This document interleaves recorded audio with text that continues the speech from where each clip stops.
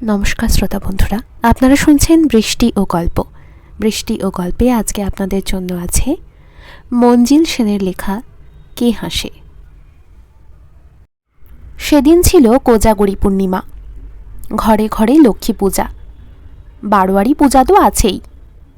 চাঁদের আলো আর কৃত্রিম আলোকসজ্জায় ঝলমল করছে শহর। এই প্রথম আমি উত্তরবঙ্গে বেড়াতে এসেছি। খুব ভালো লাগছিল কলকাতা থেকে অনেক দূরে এই ছোট্ট শহরের উৎসব মুখর রাতটি। আমি উঠেছিলাম ধর্মশালায়, দুবেলা বাইরেই খেয়ে নিতাম। সেদিনও রাত 9টার পর একটা হোটেলে ঢুকেছিলাম। হোটেলের রান্না ভালো, রকমারি পদ পাওয়া যায়। শুক্তো থেকে শুরু করে মাছের মাথা দেওয়া মুগ ডাল, পুঁই ডাঁটার চচ্চড়ি, কপির তরকারি, রুই, পার্শে, ভেটকি, নানা রকমের মাছ, ডিমের ডালনা, মাংস, কোনো কিছুই বাদ নেই। আমি এক কোনায় জানালার ধারে একটা ছোট্ট টেবিলের সামনে বসলাম। মুখোমুখি দুটি চেয়ার, দুজন বসে খেতে পারে। আমি জানালার দিকে পিঠ রেখে বসেছিলাম। হোটেলের একটা ছেলেকে ডেকে ভাত, তরকারি আর পাবদা মাছের ঝোল দিতে বললাম। ছেলেটি বলল, একটু দেরি হবে, ভাত ফুরিয়ে গেছে, উনুনে আবার হাঁড়ি চাপানো হয়েছে। খদ্দেরের বেশ ভিড়। আমার আগে এসেও অনেকেই ভাতের আশায় বসে আছে। ঠিক তখনই একজন ঠ্যাঙা মতো লোক আমার টেবিলের সামনে এসে দাঁড়ালেন। ফ্যাকাশে মুখ, দু চোখের তলায় কালি পড়েছে, অথচ শরীরের কাঠামো দেখে মনে হয় একসময় বেশ জোয়ান পুরুষ ছিলেন। বয়স 30-এর মাঝামাঝি, কি তার একটু বেশি হবে। কুণ্ঠিতভাবে তিনি বললেন, আমি এখানে বসলে আপনার অসুবিধা হবে কি? আমি বলে উঠলাম, না না, এটা তো দুজনেরই টেবিল। যদিও একটা পুরো টেবিল দখল করে খাবার সুযোগটা হাতছাড়া হলো বলে মনে মনে একটু ক্ষুণ্ণ হলাম। ভদ্রলোক আমাকে ধন্যবাদ জানিয়ে চেয়ার টেনে বসলেন। তারপর একটু ইতস্তত করে বললেন, আপনাকে আগে কখনো এখানে দেখিনি তো, বেড়াতে এসেছেন?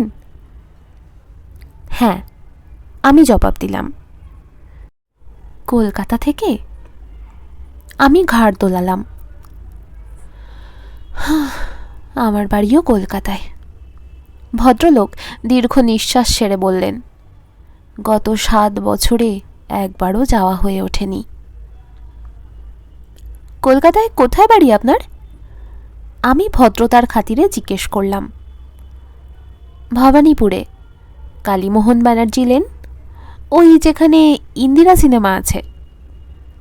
আরে, আমিও তো ওখানেই থাকি, প্রিয়নাথ মল্লিক রোড। আপনার কোন বাড়ি?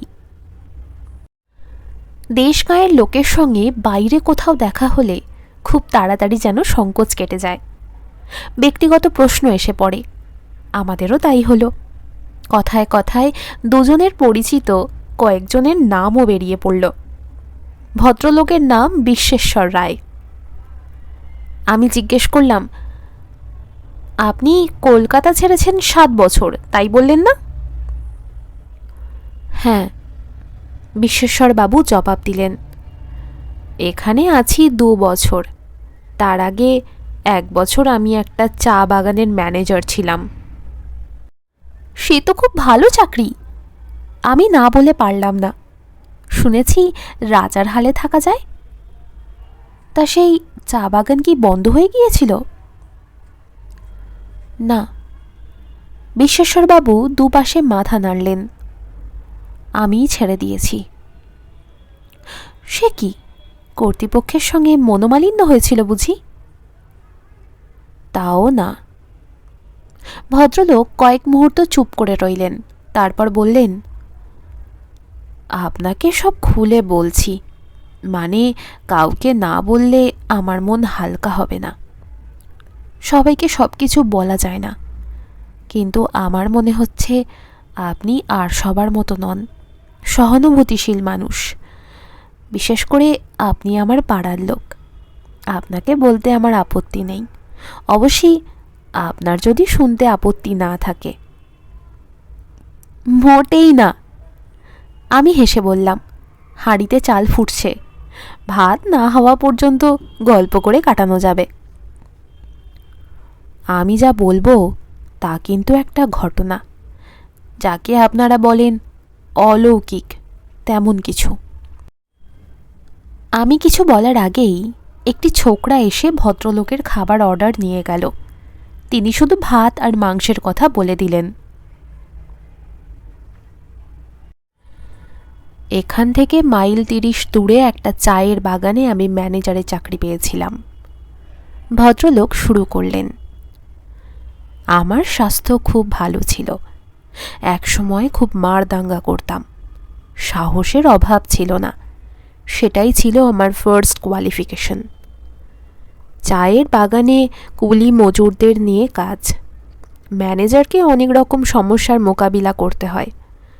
আপনি যা ভাবছেন তেমন পায়ে পা দিয়ে সুখের চাকরি নয়।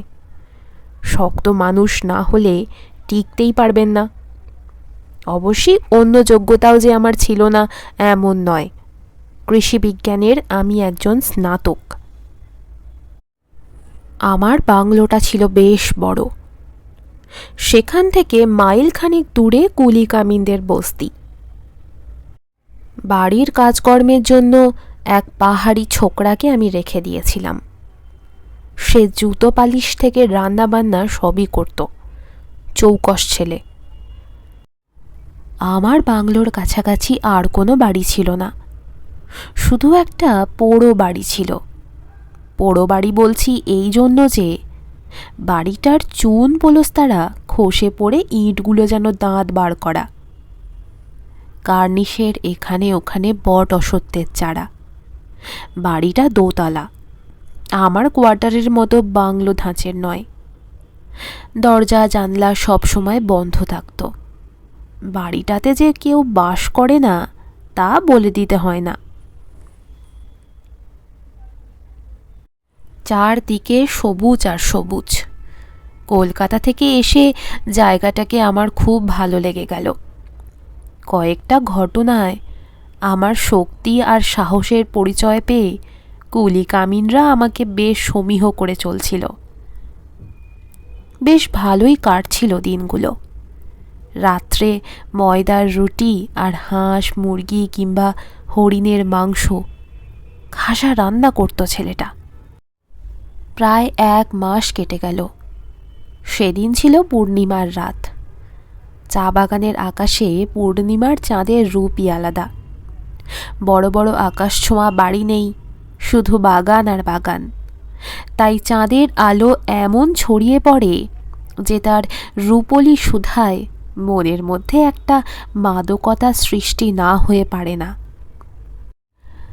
চা বাগানে সন্ধ্যের পরেই রাত নামে।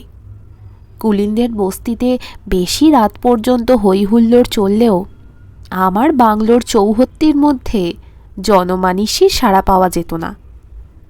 নিস্তব্ধ নিঝুম পরিবেশ। রাত 8টার মধ্যেই আমি শুয়ে পড়তাম। সারাদিনের খাটাখাটনির পর গাঢ় ঘুমে ডুবে যেতাম। সেদিন হঠাৎ ঘুম ভেঙে গেল। বাইরে থেকে কার যেন হাসি ভেসে আসছে। আমি অবাক হলাম, এত রাতে কে হাসে? এখানে লোকজন নেই, তাছাড়া এই জায়গাটা চা বাগানের সম্পত্তি। বিনা অনুমতিতে বাইরের লোকের এখানে আসা নিষেধ। আমি বিছানা ছেড়ে উঠলাম, টর্চটা হাতে নিয়ে বাইরের বারান্দায় এসে দাঁড়ালাম। বাইরের চাঁদের আলোর যেন বন্যা বয়ে যাচ্ছে। তখনই আবার সেই হাসিটা ভেসে এলো।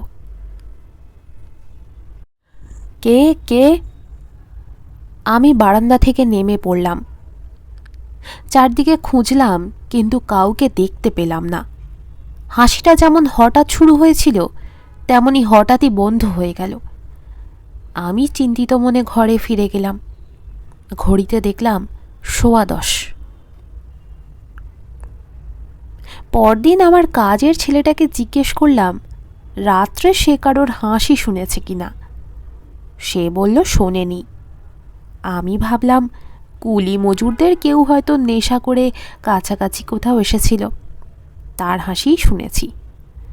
ব্যাপারটা আমি মন থেকে মুছে ফেললাম। আমার কাজকর্মে মালিকপক্ষ খুব খুশি। একটা চিঠিতে সে কথা জানাতে তারা কার্পণ্য বোধ করলেন না। আমার ভবিষ্যৎ যে উজ্জ্বল সেটা বুঝতে আমারও বাকি রইল না। আরও 1 মাস কেটে গেল। আবার এলো পূর্ণিমা। সেদিন রাত্রেও আমার ঘুম ভেঙে গেল। বিছানায় শুয়ে শুনতে পেলাম সেই হাসির শব্দ। বিকট সে হাসি। প্রকৃতস্থ মানুষের যে নয় তা বুঝতে কষ্ট হয় না। সাধারণ কেউ হলে হয়তো ভয় সিঁটিয়ে যেত, কিন্তু আমি ছিলাম অন্য ধাতুতে করা। ঘড়িতে দেখলাম রাত 10টা। একটা মোটা লাঠি আর টর্চ নিয়ে আমি বেরিয়ে পড়লাম, কিন্তু কাউকে খুঁজে পেলাম না। আগের বারের মতো এবারও হাসিটা হঠাৎই বন্ধ হয়ে গেল। ব্যাপারটার কোনো ব্যাখ্যাই আমার মাথায় এলো না। শুধু বুঝলাম পূর্ণিমার রাতে ওই হাসি শোনা যায়।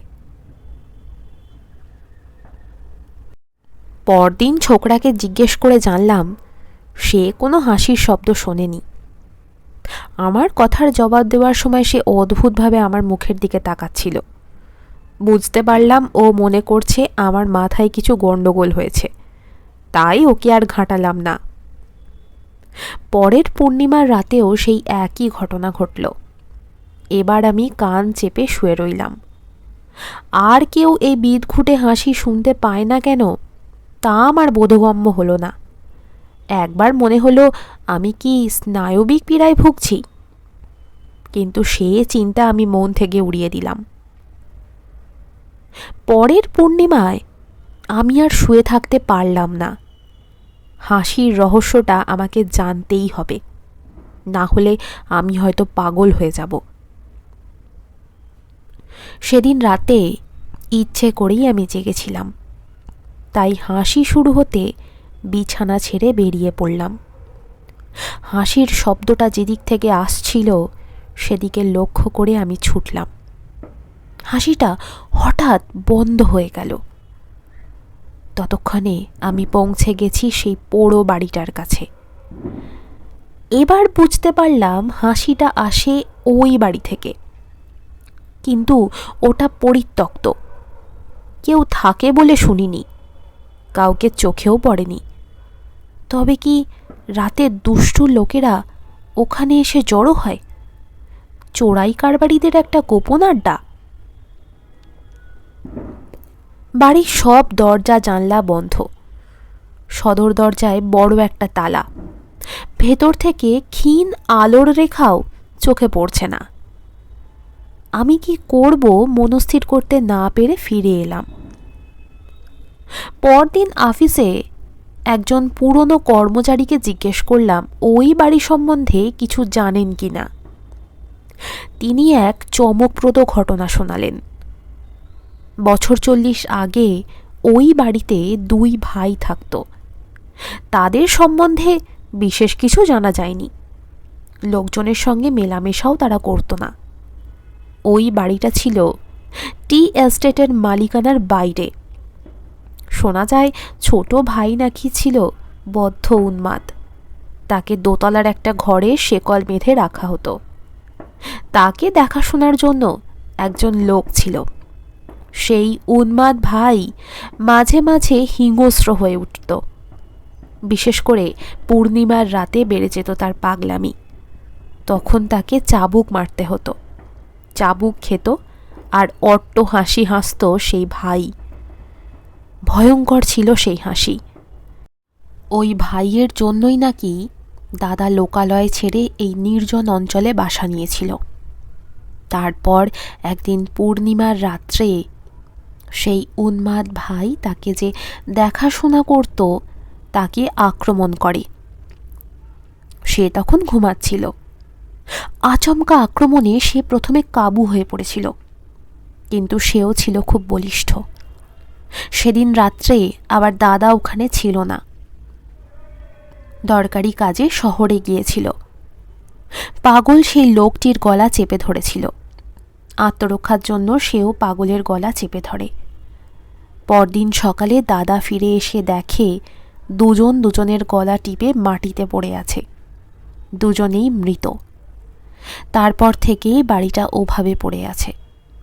দাদা সেই যে চলে গিয়েছিল আর ফিরে আসেনি। এই হলো বাড়ির ইতিহাস। পরের পূর্ণিমায় আমি শহরের এক চা ব্যবসায়ীকে নেমন্তন্ন করলাম। রাত্রে খাওয়া দাওয়া করবেন, থাকবেন। খানা পিনার আয়োজনটা আমি ভালোই করেছিলাম। ইচ্ছে করেই সেদিন দেরিতে খেতে বসলাম। খেতে খেতে গল্প করছিলাম। ভদ্রলোক গুজরাটি, কেমন করে কপর্দকহীন অবস্থা থেকে বিরাট ব্যবসার মালিক হয়েছেন সেই গল্প করছিলেন। আমি তার কথা শুনছিলাম আর হাত ঘড়ির দিকে তাকাচ্ছিলাম। মনে মনে একটা উত্তেজনা অনুভব না করে পারছিলাম না। ঠিক 10টার সময় ভেসে এলো সেই বিকট হাসি। আমি গুজরাটি ভদ্রলোকের মুখের দিকে তাকালাম। তিনি কিন্তু নির্বিকার, খাচ্ছেন আর তার জীবনী বলে যাচ্ছেন। আমি একটু উত্তেজিত হয়েই বললাম, শুনতে পাচ্ছেন? কি? ভদ্রলোক অবাক হয়ে আমার মুখের দিকে তাকালেন। একটা হাসি। হাসি? কার হাসি? ভদ্রলোক এদিক ওদিক তাকালেন। কই, আমি তো কারোর হাসি শুনতে পাচ্ছি না। একটু একটু কান পেতে শুনুন। আমি অসহিষ্ণু গলায় বললাম, আমি স্পষ্ট শুনতে পাচ্ছি। ভদ্রলোক ভুরু কুঁচকে মনঃসংযোগ করার চেষ্টা করলেন। তারপর ঘাড় নেড়ে বললেন, আপনি বোধহয় ভুল শুনেছেন। কেউ হাসেনি, আপনার মনের ভুল। ভুল শুনেছি? আমার এবার ধৈর্যচ্যুতি ঘটল। প্রায় চিৎকার করে বললাম, প্রত্যেক পূর্ণিমার রাত্রে আমি এই হাসি শুনছি, আর আপনি বলছেন আমার মনের ভুল? ভদ্রলোক কেমন অদ্ভুত দৃষ্টিতে আমার দিকে তাকিয়ে রইলেন। আমি বুঝতে পারলাম তিনি আমার মস্তিষ্কের সুস্থতা সম্বন্ধে সন্দিহান হয়ে পড়েছেন। চোখে মুখে ভয়ের চিহ্ন ফুটে উঠেছে। বোধহয় ভাবছেন পাগলের পাল্লায় পড়েছেন। আমি অতি কষ্টে নিজেকে সংযত করে ভদ্রলোকের কাছে ক্ষমা চাইলাম। বাকি সময়টুকু আমরা চুপচাপ খেলাম। পরদিন সকালেই ভদ্রলোক বিদায় নিলেন। মনে হলো তিনি যেন পালিয়ে বাঁচলেন। জানি না ওই ভদ্রলোকের জন্যই কি না এই কথাটা চাউর হয়ে গেল যে আমার মাথায় গন্ডগোল দেখা দিয়েছে। হেড অফিস থেকেও এ ব্যাপারে একজন খোঁজ খবর করতে এলেন। তিনি অবশ্যই আমার আচরণে অস্বাভাবিক কিছু দেখলেন না, ফলে চাকরিটা রয়ে গেল। একটা কথা কিন্তু আমার কাছে পরিষ্কার হলো না, আমি ছাড়া আর কেউ ওই হাসি শুনতে পায় না। পরের পূর্ণিমায় আমি ঠিক করলাম একটা হেস্তনেস্ত করতেই হবে। সেই রাতে আমি প্রস্তুত হয়েই ছিলাম। হাসি শুরু হওয়ার সঙ্গে সঙ্গে ওই বাড়ির দিকে দৌড়ালাম। আমার বাঁ হাতে 5 ব্যাটারির একটা বড় টর্চ আর ডান হাতে রিভলভার। বাড়িটার সামনে আসতেই হাসি থেমে গেল। আমি এক মুহূর্ত বোধহয় ইতস্তত করেছিলাম। তারপর সদর দরজায় এক লাথি মারলাম। পুরনো দরজা আর আমার প্রচণ্ড পদাঘাতে দরজার একটা পাল্লা ভেঙে গেল। আমি ভেতরে ঢুকলাম। চারদিকে টর্চের আলো ফেলতে লাগলাম। বহুদিন অব্যবহৃত হয়ে পড়ে থাকায় ধুলোর স্তর জমেছে মেঝের ওপর। কোনাগুলি থেকে কালো কালো ঝুল ঝুলছে। দীর্ঘকাল পরে ঘরে বাতাস ঢোকায় টর্চের আলোয় অসংখ্য ধূলিকণা উঠতে দেখলাম। তারপরে হঠাৎ দোতলার একটা ঘর থেকে কেউ যেন হেসে উঠল, যেন আমাকে ব্যঙ্গ করে হাসল। আগেই বলেছি আমার ছিল দুর্জয় সাহস। এতটুকু দ্বিধা না করে আমি লাফ দিয়ে 2-3টা সিঁড়ি টপকে দোতলায় উঠলাম। তারপর যে ঘর থেকে হাসির শব্দ এসেছিল সেই ঘরের বন্ধ দরজায় এক লাথি মারলাম। দরজাটা ভেজানো ছিল, দড়াম করে খুলে গেল। আমি টর্চ জ্বালিয়ে আর রিভলভার উঁচিয়ে ঘরে ঢুকে পড়লাম। সমস্ত ব্যাপারটা যদি কোনো দুষ্টু লোকের বা দলের চক্রান্ত হয়, মানুষকে ভয় দেখিয়ে ওই বাড়ি থেকে দূরে সরিয়ে রাখাই যদি হয়ে থাকে তাদের আসল মতলব, তবে তা আমি ভেঙে দেব, এই ছিল আমার সংকল্প। কিন্তু ঘরে ঢুকে আমি তাজ্জব বনে গেলাম। ঘরে কেউ নেই, এমনকি একটা আসবাব পর্যন্ত নেই। ফাঁকা শূন্য ঘর। আমি চারদিকে টর্চের আলো বুলোচ্ছিলাম। হঠাৎ একটা অশরীরী অনুভূতিতে আমার সর্বাঙ্গ কাঁটা দিয়ে উঠল। মনে হতে লাগলো কে বা কারা আমার প্রতিটি নড়াচড়া লক্ষ্য করছে। আমি কাউকে দেখতে পাচ্ছি না, অথচ অদৃশ্য কারোর উপস্থিতি অনুভব করছি। সে যে কি ভয়ঙ্কর অনুভূতি তা আপনাকে বলে বোঝাতে পারবো না। বীরেশ্বরবাবু একটু থেমে টেবিল থেকে জলের গ্লাসটা তুলে এক ঢোক জল খেলেন। তারপর গ্লাসটা নামিয়ে রেখে আবার বলতে লাগলেন। বোধহয় 2-3 সেকেন্ড আমি ওই ঘরে ছিলাম, কিন্তু আমার মনে হচ্ছিল যেন সময়ের আর শেষ নেই। তারপরে আমি ছিটকে ঘর থেকে বেরিয়ে দুধদার সিঁড়ি দিয়ে নামতে লাগলাম। আর তখনই আবার শুরু হলো সেই হাসি, শরীরের রক্ত হিম করা বিভৎস হাসি। আমার মতো সাহসী পুরুষেরও শিরদাঁড়া বেয়ে যেন বরফ গলা জলের ধারা নেমে এলো। কোনো রকমে বাড়িতে এসে শুয়ে পড়লাম। সারা রাত ঘুমোতে পারলাম না। এরপর প্রত্যেক পূর্ণিমার রাত্রে ওই হাসি আমাকে যেন চুম্বকের মতো আকর্ষণ করত, আর আমি 2 কান চেপে বিছানায় ছটপট করতাম।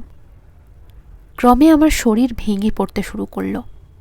হয়তো চোখে মুখেও এমন কিছু ফুটে উঠত যার জন্য সবাই আমার দিকে অদ্ভুত দৃষ্টিতে তাকাত, আমার সম্বন্ধে আড়ালে ফিসফিস করত।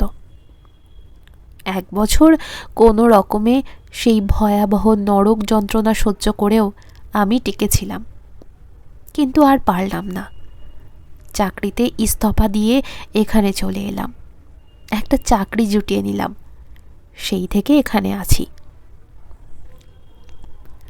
কিন্তু আপনি কলকাতায় ফিরে গেলেন না কেন? আমি জিজ্ঞেস করলাম। আত্মীয় স্বজনদের মধ্যে থাকলে আপনার শরীর ও মন দুই ভালো হতো। সেখানেই তো মুশকিল। বীরেশ্বরবাবু ম্লান হাসলেন।